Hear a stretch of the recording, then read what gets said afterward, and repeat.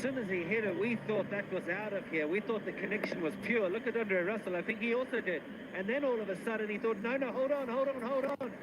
He must have lost it in the lights. Had to have lost it in the lights. Oh, I don't know whether the bowler will be taking that.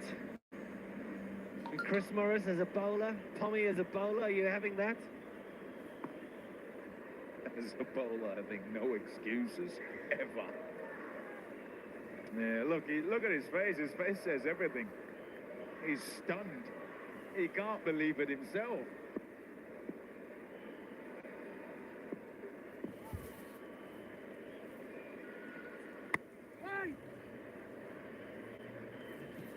The one thing about the batting, though, Mark Butcher was talking about it earlier in the piece when all those wickets were flying and the places to hit. Here you've got a shorter batter, and then at the other end, James Vince is a taller batter. And I think it's the taller batters on these kinds of wickets that can almost get away with the bounce because they can play on top of the bounce. They can hit on top of the bounce. So they don't necessarily need to be the cutters and the up and unders, if that's what you want to call it. You can see from James Vince and the way that he has started, it's good, that's very good bowling. The lines and lengths that you have to bowl. But you can see he's really tall. Sometimes being tall definitely counts for something good. Shorter guys, yes, it's up, yes, it's over, and maybe try and play square of the wicket.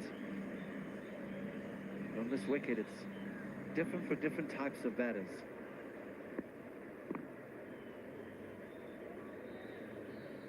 In touching distance, JSK.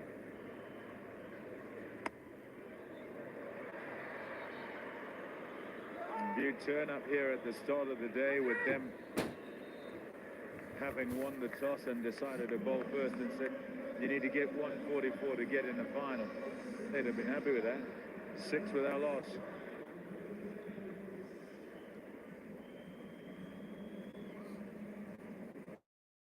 The actual getting of those runs.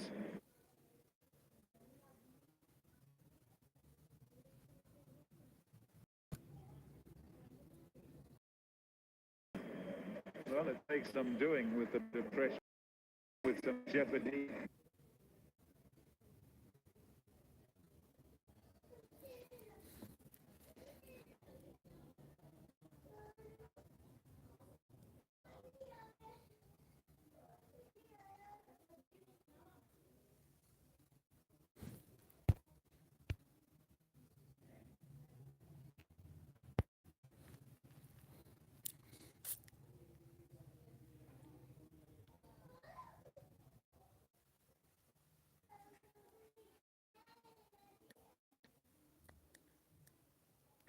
With what's at stake.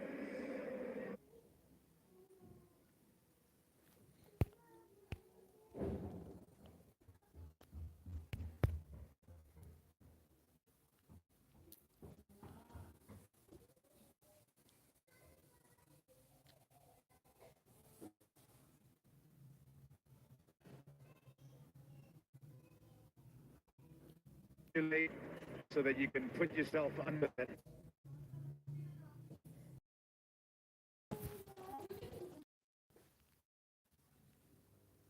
Playoffs.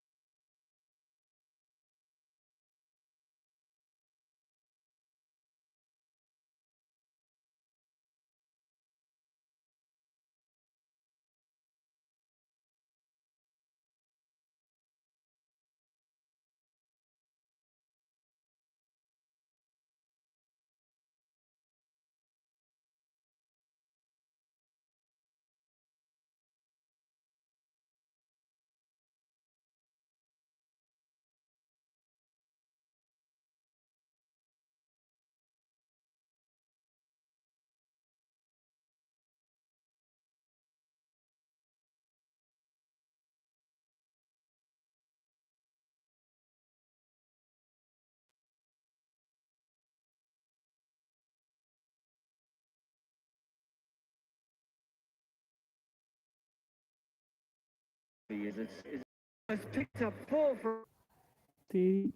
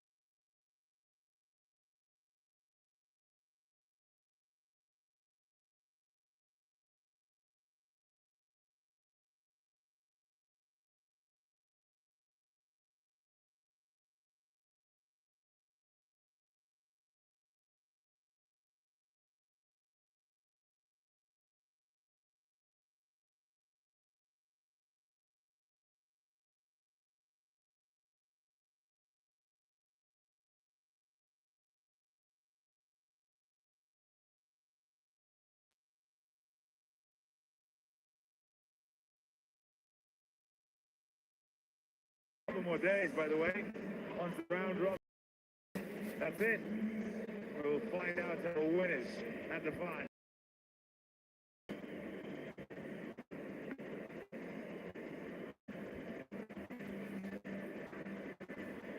Have a look at that car. Oh, and all those balls. No idea how many are in there. No.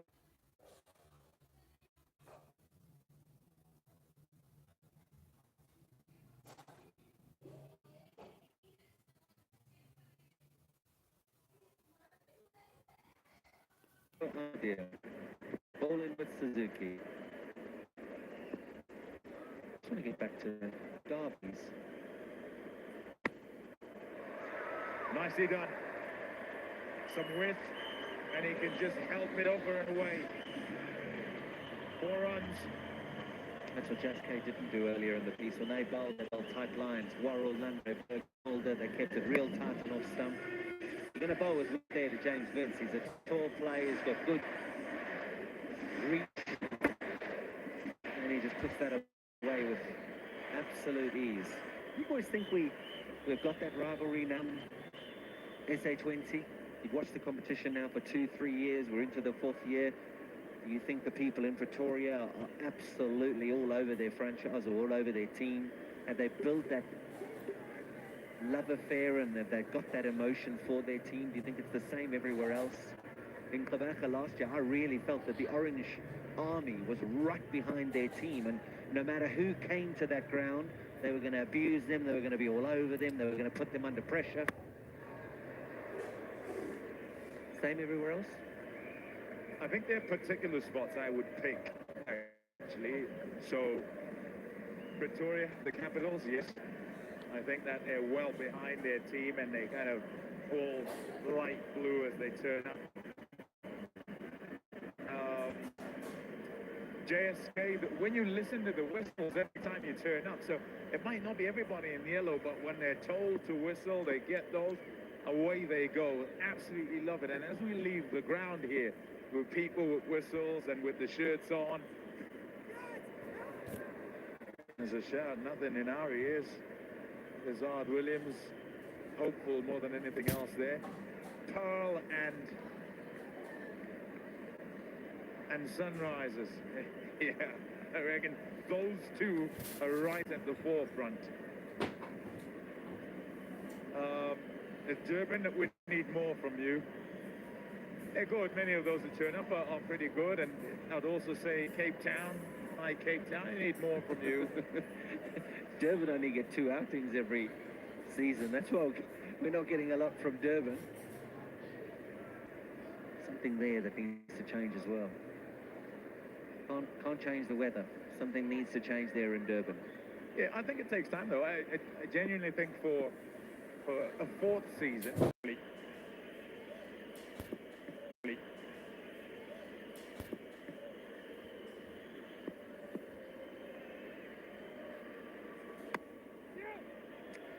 good correction, and the correction is line. Got to be right on the stumps. If anything, fourth stump as far wide as you can go. Because anything else, any wider, and they can just throw the hands at the ball, and it allows them this free hit. They're trying to make sure they get ahead and are ahead in the power play.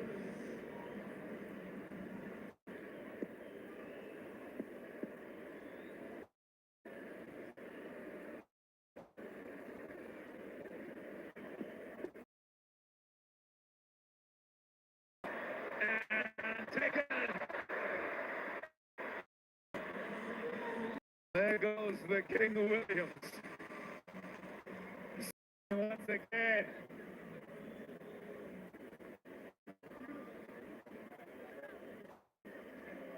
Animated big time this season.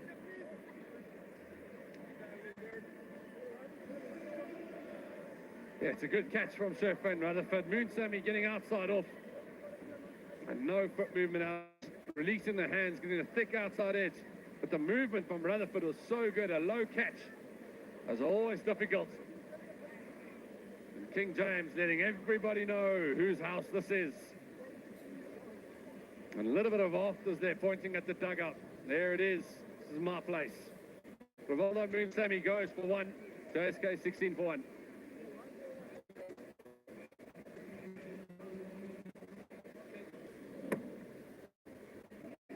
He decided this time he was going to set up outside off Rivaldo Moonsamy. And it just skews off. And in the end, comfortable for Sir Fran Rutherford. Let's deploy. Walks in at 3, into the side, calling all pockets, JSK. Lost their skipper. Yeah, remember him doing good things for this side. 3 seasons in a row. Yeah, first season particularly, he was really good. Let's deploy. Couple of 50s. In the second season, good strike rate of 159.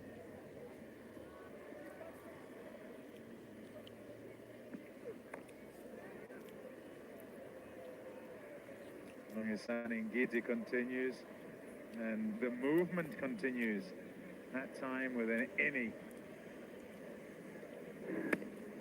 Moonsamy, he was swinging like a rusty gate this evening. He had 8 or 9 swings, he got 1 run and he got out. I'm not so sure actually that's a swing. That's not classified as a swing. I don't know actually quite know what that is. He was guessing. He didn't like the movement, he didn't like the bounce, and he didn't like the Pretoria Capital seamers on occasion. Williams celebrating as he's always celebrated in this competition. I didn't really notice too many of those celebrations last season and the season before. Certainly rehearsed it and turned it up. Ngidi, deploy. 4. Yeah, width from Ngidi. He's swinging it away from the right side so beautifully. Maybe looking for a little bit much from the ball there. But nears to play. I love watching him bat. It's good to see him back in the Betway SA20. But yeah, you can see trying to swing it back to the left-hander. And with the extra width, you can just release the hands and allow it to go over third man, who's up in the ring for 4. Yeah, I'm also excited to watch him bat. Seen him bat in a couple of the games in previous tournaments and averaged plenty in the first season. He did really well, the great strike rate in the second season. He wasn't amazing last season, but he gets an opportunity. What an opportunity this is. Not that much pressure on you. Need 123 from 94 delivery, so it's actually not too difficult, and he's going to get away now with 2 consecutive boundaries. So he is away, and he'll feel really good. And he shows Stephen Fleming and JSK exactly what he's made of. Overcorrection from Ngidi in this delivery. Ball before wide, gets put away this time, going slightly straight, so missing his line of length. And the timing's so good. The balance for me is excellent. The ball under the eyes, allowing the pace of the bowler to come on. And just timed it sweetly. Yeah, very good ball to a right-hander. An illustration there of what happens and the adjustments you have to make lefty to righty. Yeah, there you go, that's better. And it's better from the line he started on. And that first ball, you think back to the one that he just nudges offside. He's thinking, I'm going to swing it from outside off, and the wrist doesn't quite get behind it, and so it carries on across.